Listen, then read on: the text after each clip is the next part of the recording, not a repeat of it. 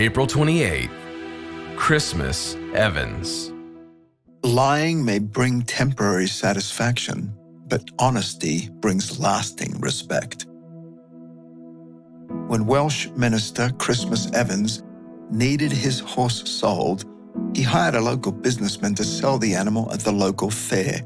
So the businessman, with horse in tow, went to the fair and hoped to get a good price for it, even though the horse was old and not in the best shape.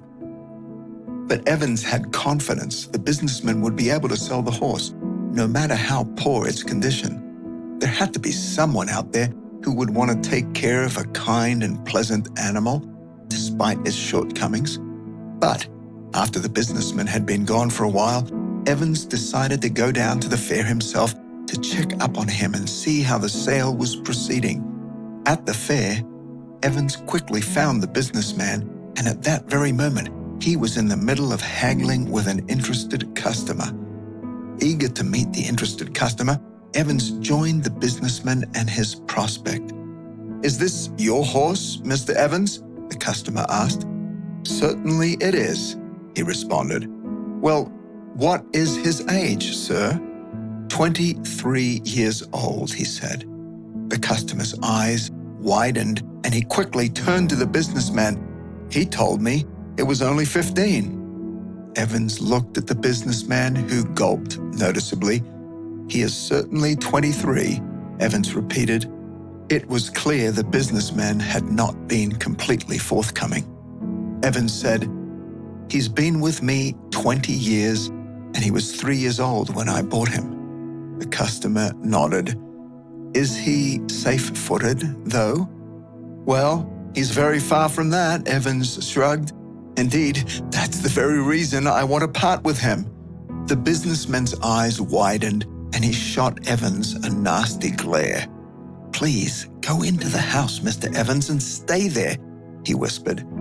"I never will dispose of the horse while you are present." But Evans wouldn't be deterred. Didn't the businessman know Christmas was a man of God?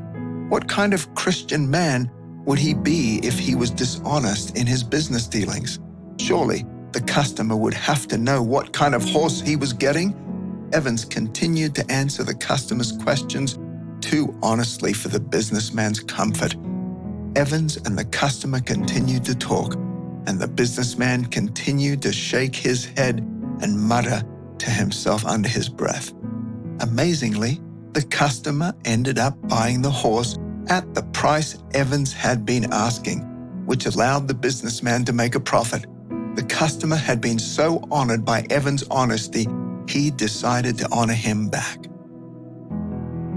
Colossians 3:9 tells us, "Don't lie to each other, for you have stripped off your old sinful nature and its wicked deeds." When have you felt rewarded, either internally or externally, because you chose to be honest? Lying may bring temporary satisfaction, but honesty brings lasting respect.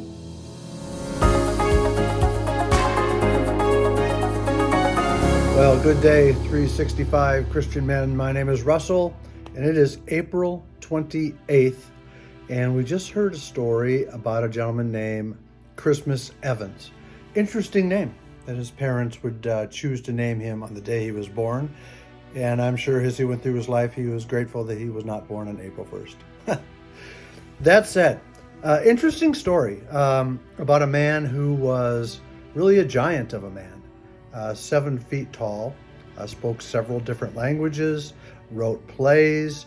I'm guessing that when he entered a room, there was probably some intimidation and looks on people's faces like this is a man of great stature. And as I went through the story a little bit more, yes, that's true that he was a giant of a man in stature, but really when it came down to it, he was a man of integrity. He was a man of honesty, as they talked about in the story about selling that 23-year-old horse. And I was thinking about that there has to be some self-assessment as men on our side. And I'm hoping that people look at me, and maybe you too, is not a person of success, great success, and all of those things, more of a person of integrity and honesty. And a really simple piece of scripture that I found, and it comes out of Matthew 12:33. It says this: "A tree is identified by its fruit." Isn't that just so true? As I go through the day today, and I would challenge you to do the same. It's like, what? How do I represent myself? What kind of self-reflection can I do in my life where people will look at me and go, that is a man of integrity, a man of honesty, a man of faith. So sometimes those self-evaluations are important for all of us to do, and that would be my challenge for the day today and beyond is let's take a good look at ourselves, let's look in the mirror and say, really, who are we as Christian men? Have a great day.